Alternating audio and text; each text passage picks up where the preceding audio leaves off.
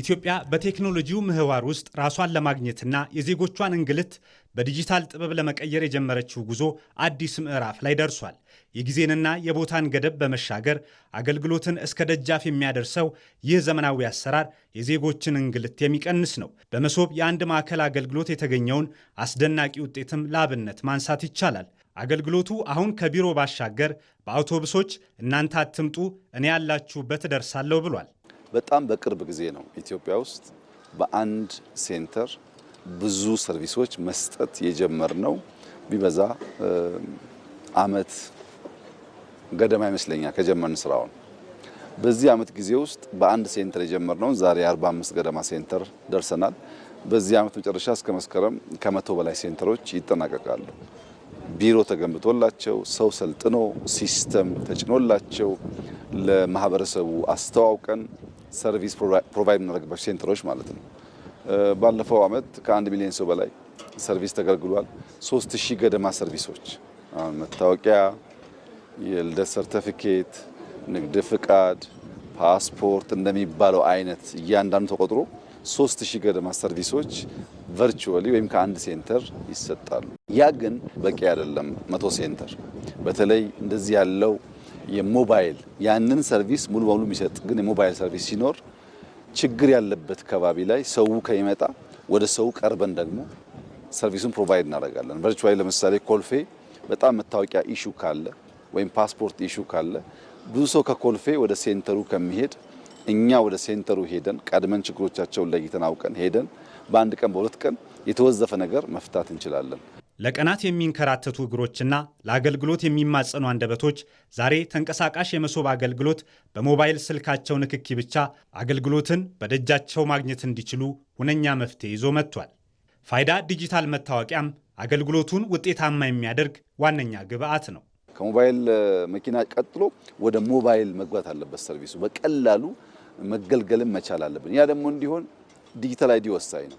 የምናገለግለውን ሰውዬ ካላወቅን ለማን ሰርቪስ እንደሚሰጥ ካላወቅን ጥፋትን ሊያስከትል ይችላል። ሰውየውን ካወቅነው ግን የሚፈልገውን ነገር ለማቅረብ፣ ብድር ለመስጠት፣ የፋይናንሻል ሰርቪስ ለመስጠት፣ ንግድ እንዲሳለጥ ለማድረግ የሚያስፈልጉ የዕለት ፍላጎቶች ለማሟላት በከፍተኛ ደረጃ የሚያግዝ ነገር ነውና ይህ ትልቅ አድቫንስመንት ነው።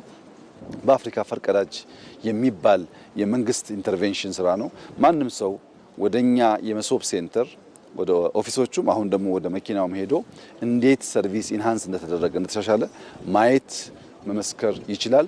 እንደዚህ ያለው ስር ነቀል ለውጥ የሚያመጡ ኢንተርቬንሽኖች ለምናስበው የብልጽግና ጉዞ በጣም ወሳኝ ናቸው። ተንቀሳቃሽ የመሶብ አገልግሎት የሚሰጥባቸው አውቶቡሶች በኤሌክትሪክ ኃይል የሚንቀሳቀሱ መሆናቸው ከነዳጅ አቅርቦት ጋር ባለው ችግር መስተጓጎል ሳይገጥማቸው አስተማማኝ አገልግሎት ያቀርባሉ። ሞባይል የመሶብ ሰርቪስ ይሄ ያስጀመረው ነው እንጂ በጣም ብዙ መኪናዎች እያዘጋጀን ያለ ነው። አዲስ አበባ ላይም ከአዲስ አበባ ውጭም በስፋት የምንሰራበት አሰራር ይሆናል። ነገር ግን አሰራሩን ትንሽ የተሻለ የሚያደርገው የምንጠቀመው ኤሌክትሪክ ካር ነው ወይም ጋዝ የሚጠቀም ካር ነው። ኤሌክትሪክም ጋዝም ሎካሊ ስለምናመርት እንደዚህ አሁን እንደምናየው አይነት የፊውል ችግር በሚያጋጥም መንገድ አንጠቀምም። በአብዛኛው ግን ኤሌክትሪክ ካር ነው። ኤሌክትሪክ ካር በመሆኑ ክሊን ኤነርጂ ይጠቀማል። ኢንተርኔት ዳታ ይጠቀማል። ውስጡ በቂ ሰርቪስ መስጠት የሚያስችል ኢንፍራስትራክቸር አለው፣ ሲስተም አለው። ሰው እየለመደ ሲሄድ ዩኒቨርሲቲዎች ጋር ሄደን፣ ሃይ ስኩሎች ጋር ሄደን፣ ገበያ ሰፈር ሄደን፣ ሰዎች ሰብሰብ ያሉበት አካባቢ ሄደን ሌላ ጉዳያቸውን እየፈጸሙ እግረ መንገድ መታወቂያ ያወጣሉ። ሞል ሄደው እየገዙ እዛው ፓስፖርት ያድሳሉ። ሞል ሄደው እየገዙ እዛው ንግድ ፍቃዳቸውን ያድሳሉ ማለት ላይፋቸውን ያቀልላቸዋል። የመሶብ አገልግሎት ኢትዮጵያ ውስጥ እያመጣ ያለው እርካታ በየጊዜው የሚነገር ስለሆነ እሱን አልደግመውም። ነገር ግን መስፋት አለበት፣ መለማመድ አለብን። ከሴልፎን ሰው እነዚህን ሰርቪሶች ማግኘት አለብን። የኢትዮጵያ ሁለንተናዊ የለውጥ ጉዞ በጥሩ መደላደል ላይ ይገኛል። የዲጂታል ቴክኖሎጂው መስፋፋት ደግሞ ይህንን በማገዝ በኩል ትልቅ ድርሻ እያበረከተ ነው። የሲቪል ሰርቪስ ሪፎርምም የዜጎችን የአገልግሎት እርካታ የሚያሳድግ ነው። ሰርቪሱ ሲፍታታ ሰው ከቤቱ ቢሮ የሚሄድበት ሰዓት 1 ሰዓት ሲሆንና 30 ደቂቃ ሲሆን አንድ አይደለም። እኛ በትራፊክ ማኔጅመንት መንገድ አስፋፍተን ከእያንዳንዱ ዜጋ 10 ደቂቃ በቀን ብናተርፍለት 10 ደቂቃ ስጦታ ሰጠነው ማለት ነው። ሰውየው በህይወቱ ላይ የሚባክን 10 ደቂቃ ሰጠነው ማለት ነው። በገንዘብ ቢለካ ብዙ ሊሆን ይችላል። ያችን 10 ደቂቃ ተጠቅሞ መነገድ፣ ማትረፍ፣ ማረፍ የፈለገውን ነገር ማድረግ ይችላል። ሲደመር ደግሞ ብዙ ቀናት ይሆናሉ። በዚህ አግባብ የሰውን ሰርቪስ የሚያገኝበትን ጊዜ ማሳጠር፣ ሰርቪሱን አውቆ በቀላል መንገድ እንዲያገኝ ማድረግ፣ ንግድ እንዲያሳልጥ ማድረግ እንደ ሀገር ከፍተኛ ጠቀሜታ ያለው ጉዳይ ነው። የሲቪል ሰርቪስ ሪፎርም አካሄዳችን ስትራቴጂውን ካወጣን፣ አመራር ካሰለጠን፣ ሲስተም ዴቨሎፕ ካደረግን በኋላ እየሄድንበት ያለው ፔስ በጣም ደስ የሚል ነው።